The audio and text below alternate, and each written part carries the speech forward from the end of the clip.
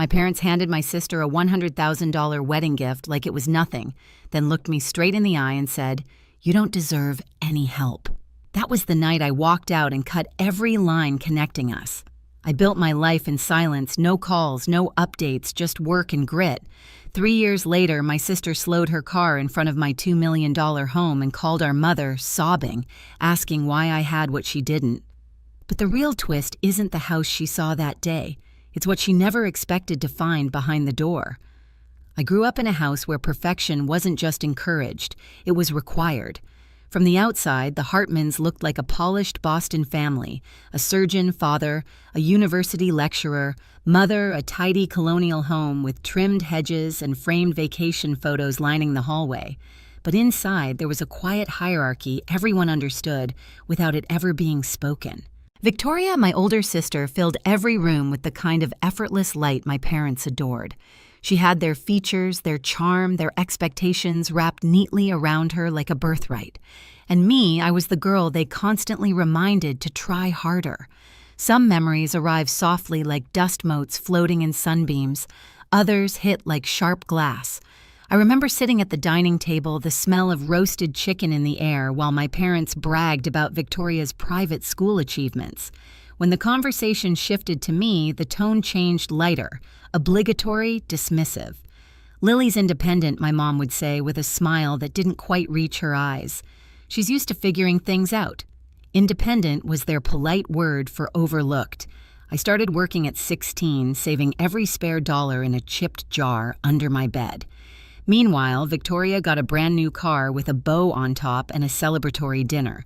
When I left for college, it was in a rattling used Toyota I'd bought myself. Victoria left in a sleek sedan, our father proudly parked in the driveway, neighbors watching. Still, I tried. I tried to be enough. I tried to be seen. By my 20s, I'd carved out a path in marketing, nothing glamorous, just steady work at a mid-size agency. I was good at it too, even if my mother's lips tightened whenever I mentioned my job. "You could have chosen something more meaningful," she'd sigh already, imagining me in a white coat like my father or a lecture hall like her. It was around then that Ethan appeared in my life, a software engineer with gentle eyes, a steady way of listening, and no interest in the games my family played. With him, I felt something unfamiliar ease. He didn't see me as the shadow sister or the family disappointment. He saw me, entirely. I hoped naively that my family would see him too. But the first time I brought him home for Thanksgiving, the temperature in the room dropped. My father sized him up in seconds. My mother asked questions that sounded like compliments, but weren't.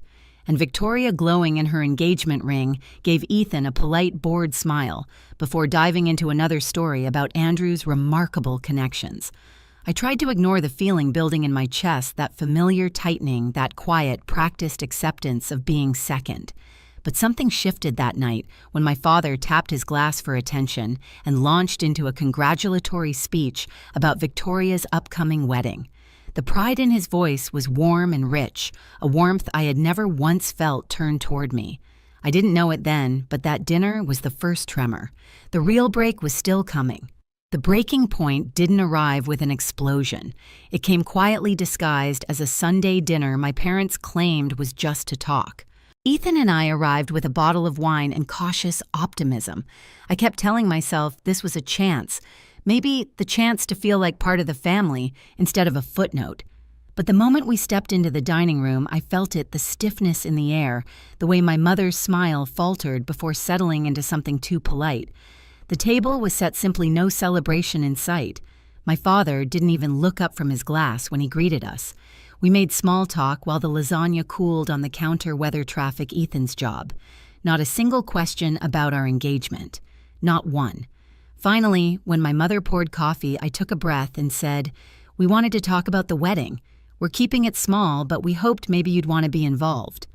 My father set down his mug with a soft click. And what exactly does that mean? The tone in his voice wasn't confusion, it was accusation. Ethan leaned forward steady. "We're not expecting anything. Just thought a conversation would be respectful." My mother folded her hands. "Respectful is following the traditions of this family. Victoria understands that. She always has." There it was, the comparison sharpened to a blade. I swallowed. We're not asking for $100,000. Just support." My father exhaled through his nose, irritation radiating off him. "Lily, your sister has made choices aligned with our values. She's marrying someone of her standing. She's invested in maintaining our family's reputation." My mother's voice followed like a second blow. "You haven't." Ethan straightened beside me, but I lifted a hand. "Don't." I needed to hear this. Maybe I always had. My father looked me directly in the eye, the surgeon precision in his tone. "You don't deserve any help." The words landed like a dropped scalpel, cold, exact, irrevocable. Something inside me went still, not shattered, not broken, just still like water moments before it freezes. Ethan said something I don't remember what. My mother added a soft, "It's for your own good," which was almost worse. Victoria wasn't even there, but somehow she filled the room anyway, her framed photos on the wall, her perfect life held up as the silent justification for my punishment. I placed my napkin on the table. "We should go." My mother reached out too late, murmuring my name, but there was no warmth in it, no regret, just habit. On the drive home, Ethan held my hand, thumb brushing over my knuckles, but I barely felt it. My father's words echoed in loops, settling into places I didn't know were still vulnerable. "You don't deserve any help." By morning, the echo had hardened into resolve. I blocked their numbers, deleted our family group chat, removed myself from every thread of obligation I'd been clutching out of hope. And then I walked forward into a life where I wouldn't wait for them to see me. Cutting contact sounded dramatic when I said it out loud, but in practice, it looked strangely ordinary. I woke up that Monday, made coffee, and sat at the small kitchen table beside Ethan. The morning light came through the blinds in narrow stripes. I opened my phone, stared at my family, thread photos of vacations I wasn't invited to, updates about Victoria's wedding I'd read with quiet hope, and tapped "Leave conversation." The screen blinked. Gone. Then I blocked my parents. Blocked Victoria. My chest tightened, but it didn't break. It felt like undoing a knot I'd been carrying for years. "Are you sure?" Ethan asked gently. "No," I admitted. "But I know I can't keep living like that." And so I didn't. Instead, I threw myself into work. My agency was understaffed and overworked, perfect for someone desperate to stay busy. I pitched new ideas, took on more clients, and discovered I wasn't just good at marketing, I was exceptional. I understood people. I understood stories. And clients noticed. 3 months in, I was promoted. 6 months in a major company requested me specifically. A year later, I quit and launched my own digital startup with 2 coworkers who believed in me more than my family ever had. We worked out of a tiny office above a coffee shop, the kind of place where the heater rattled in the winter and the windows fogged in the rain. But the energy was electric. Every day felt like building something out of thin air, something that belonged entirely to me. Ethan was there through it all, showing up with takeout late-night pep talks or a quiet hug when the pressure felt crushing. He never resented my ambition. He fueled it. By the second year, our client list had tripled. We weren't just surviving, we were thriving. Investors started reaching out. I'd stare at their emails and think about my father's voice telling me what I didn't deserve. Funny how success sounds different when you earn it in silence. Meanwhile, my parents remained exactly where I left them, far away. No birthday cards, no just checking in, nothing.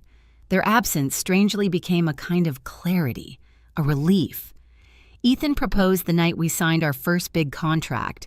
No elaborate setup, no staged photos, just the 2 of us on our apartment balcony, the city humming below.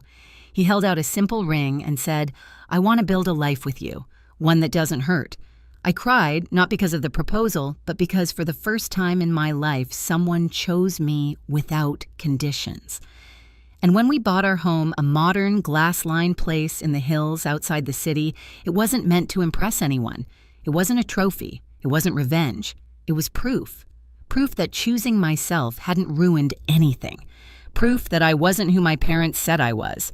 Proof that life could grow in the very space they abandoned. We moved in on a warm summer evening. The sunset hit the windows and filled the house with gold. Ethan wrapped his arm around my waist and whispered, "This is only the beginning." I believed him. But I didn't know that miles away someone else was about to find my address, someone whose curiosity wasn't innocent at all. I didn't know anything was wrong until Sophia texted me one quiet Saturday morning. "Hey, was that your sister driving past your house?"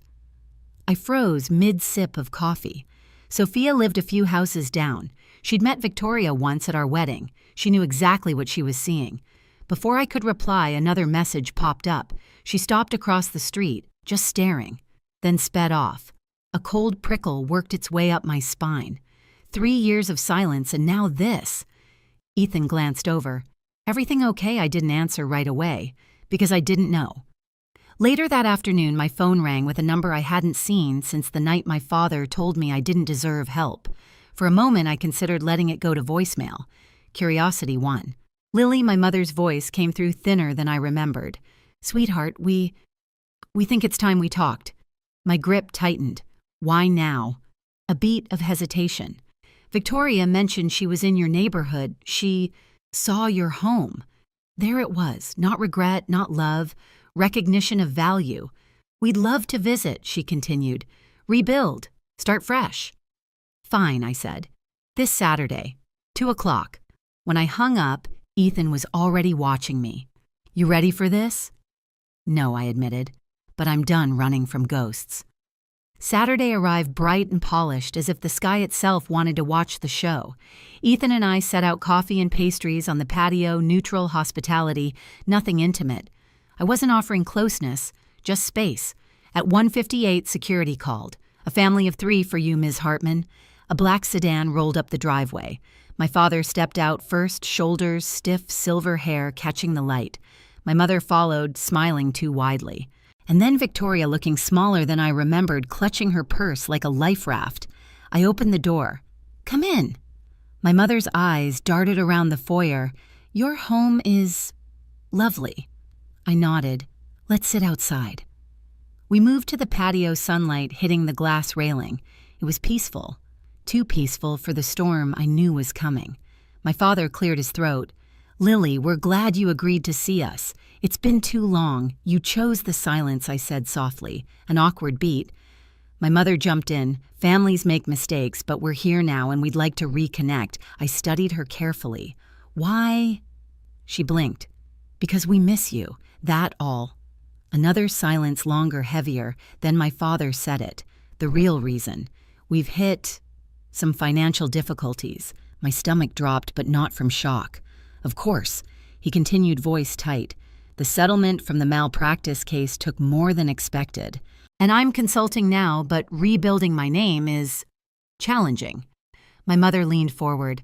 "And Andrew, well, his startup could take off with the right investor. Someone with resources." Victoria finally spoke, her voice small. "We thought maybe you could help." There it was. Not love, not apology, need. "I see," I said quietly. My mother smiled, relieved. "We knew you'd understand. Family supports family. Just like we supported Victoria's wedding." My jaw tightened. Ethan's hand brushed mine under the table. My father continued. 200,000 would get us through this year, and another 200 to help Andrew launch properly. My mother nodded enthusiastically. "It's nothing to someone living in a house like this." A soft buzzing began in my ears, not anger, just clarity. A clarity I'd never had as a child kneeling in their shadow. "Before we continue," I said, "there's something you should know." 3 pairs of eyes lifted to me. "Victoria drove by my house earlier this week. She called you crying. Why does she have that?" Victoria's face flushed pink. Mom told you no. Someone who actually cares about me did." My father's jaw hardened. "Lily, that's enough." "No," I said. "It isn't." For the first time, I looked at them without searching for approval, without shrinking myself. "You didn't come because you missed me. You came because you realized I became something without you, and now you want a piece of it." My mother gasped. "How can you say that?" "Because for 28 years, I replied your love depended on how well I mirrored your expectations. And when I stopped mirroring them, you cut me off long before I cut you." My father leaned forward. "You are being dramatic. We did everything for you." I held his gaze. You gave Victoria a life of open doors. You gave me a lesson: earn everything yourself or get nothing. So I did. And now you want what I built." Victoria's eyes suddenly glistened. "Lily, we're family." I softened, not for her, but for the child she carried who hadn't asked for any of this. "I'm not giving you money," I said. "Not for the lawsuit, not for Andrew's venture, not for past debts or imagined obligations." My mother stood abruptly. "After everything we gave you, you gave me standards I could never meet," I said gently, "and pain that pushed me to build a life without you." They stared at me, stunned by the calm. But I continued, turning to Victoria. "I will do one thing. I'll set up an education fund for your baby. It will be in the child's name only. No withdrawals for anything else." Victoria's lips parted. You do that?" "Yes, because your child deserves a future untouched by this dysfunction." My father scoffed. "You think you can dictate terms to us? I'm not dictating anything," I said. "I'm choosing boundaries." I stood, signaling the end. "You came here for money. And you're leaving with something better clarity. You don't have access to me anymore. Not my resources, not my time, not my peace." My mother's voice wavered. "You'll regret this when we're gone." "I regretted trying to earn your love for years," I replied. "I'm done regretting things that keep me small." Ethan opened the door for them. One by one, they walked past him. My father stiff with anger, my mother trembling with disbelief. And Victoria, who paused, really paused, and whispered, "Thank you for the fund." When the car disappeared down the hill, I finally exhaled. The sun warmed my back. The house stood quiet, steady, earned. Ethan slipped an arm around me. "You okay?" I nodded. "I think this is the first time I've ever been okay. Because real revenge isn't cruelty, it's peace they can't touch."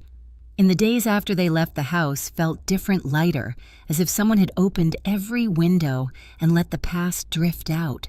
I kept waiting for the familiar sting of guilt or the ache of second-guessing, but neither came. Instead, there was a quiet steadiness in my chest, a sense of having stepped into the life I was meant to live. My parents didn't reach out again, not to argue, not to apologize. Silence this time felt like acceptance of a truth they could no longer bend. I wasn't theirs to control anymore. Victoria sent a short message thanking me once more for the education fund. Nothing more, nothing less. It was the first time she'd spoken to me without superiority in her voice. Work continued to grow. Our startup signed another major contract, and Ethan and I found ourselves settling into routines that didn't carry old wounds. Sometimes on quiet mornings, I'd sip coffee on the patio and look at the hills beyond our home, thinking about how close I'd come to shrinking my life to fit their vision. Instead, I built something bigger, something mine. And the peace that came with it was the kind no one could take away. I've learned that family isn't defined by blood wealth or expectations. It's defined by who shows up with love that doesn't need to be earned. If my story hit something inside you, share your thoughts below. And if you've ever had to rebuild your life from the ground up, you're not alone here. Subscribe, like, and stay with me for the next story. There's always another truth waiting to be told.